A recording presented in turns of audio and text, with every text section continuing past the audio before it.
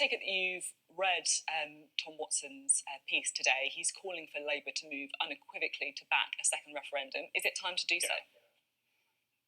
I understand where Tom's coming from, and I think his expression, the sort of frustration he feels, and many of our members feel. But I understand that completely. We've had to take a hard road over the last period because we're a strong Remain party. A majority of our members are Remain, a lot of our supporters as well. But we couldn't ignore the fact that 52% of the population of those electorate voted Leave. We can't turn our back on those people. And that's why we've tread a really difficult road of trying to bring people together, trying to get a negotiated settlement that will protect the economy and jobs with the Conservative government.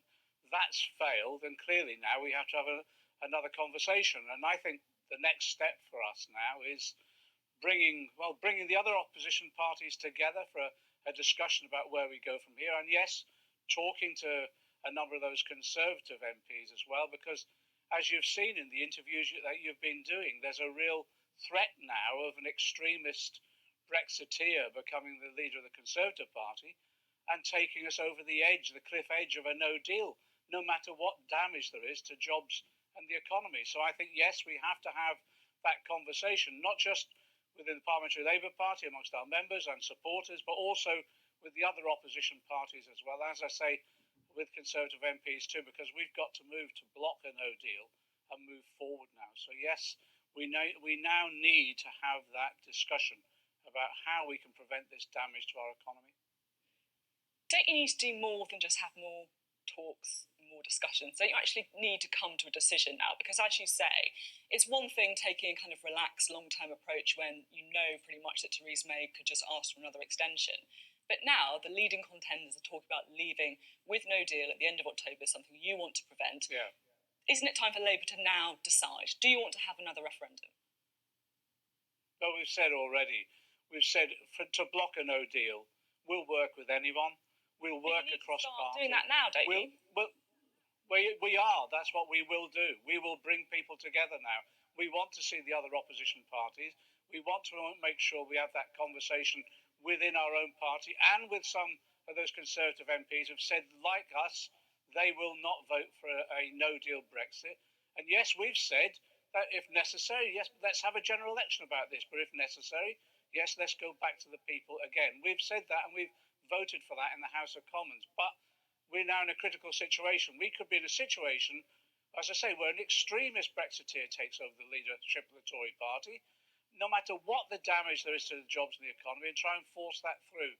So I think the world changed on Friday when Theresa May stood down. We're facing a very, very precarious and dangerous situation for the future of our country. And yes, I think the responsibility is on all of those opposition parties to come together with us and some Conservative MPs to block a no deal. And if that means going back to the people, yes, let's go back to the people. So if the world changed, has your own personal view shifted on whether or not a referendum is the right thing to do? Well, we've always worked through what our conference policy was, which was try and secure a deal if we can, block a no deal, certainly, block a bad deal, try and secure a deal we possibly can, and then if we can't do that, if we can't get agreement on a cross-party and get through the House of Commons, then seek a general election, or failing that, yes, then go on to back to the public. And I think we've worked through those stages now. There's a vacuum of leadership in this country now since Theresa May has stood down. Now's the time, I think it's the Labour Party's role now to demonstrate that leadership, bring the other opposition leaders together, talk through and get agreement on a way forward.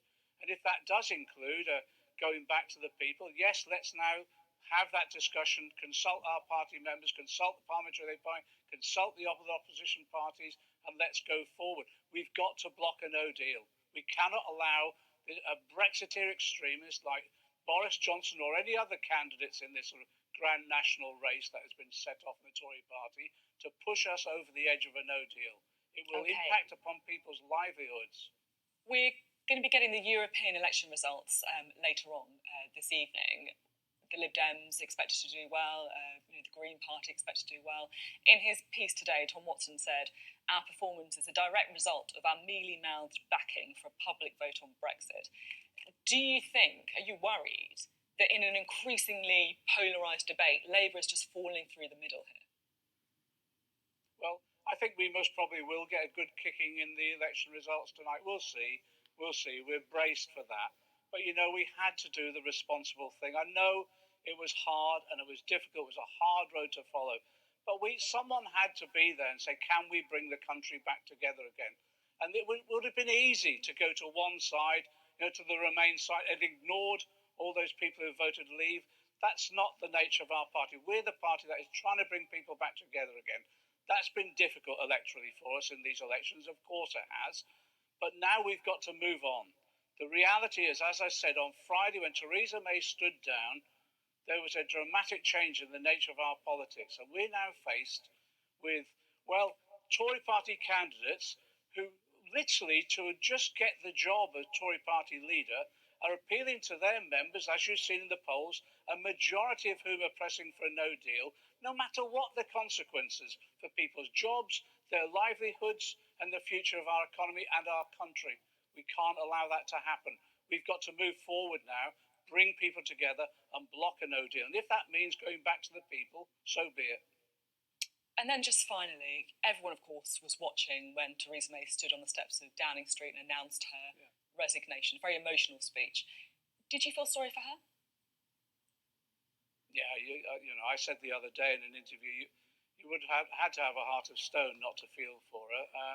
I know others have commented and said, I also feel for all the victims of her policies, and I do too. But yes, of course I did. And look, I wish her well for the future. And she's done her best, but it hasn't been good enough. We've got to move on now. And part of that moving on isn't just about Brexit. It's addressing all that human suffering that's been inflicted by, yes, Theresa May's administration and the 9 years of austerity that she's supported. We had the UN rapporteur reporting over this last month about our children in hunger, fifth biggest economy in the world, and our children, some of whom are living in hunger. Homelessness on a scale, 5,000 people sleeping on our streets tonight. Crime up. Our social services now stretched so far they can't provide the social care our elderly need. So yes, of course I had an element of personal concern and sympathy for in that emotional period. But I also have to look beyond that of the record of 9 years of austerity and the brutal way in which our people have been treated by an administration that she's either led or been a supporter of. Okay, John McDonnell, thank you very much for being on the programme this morning.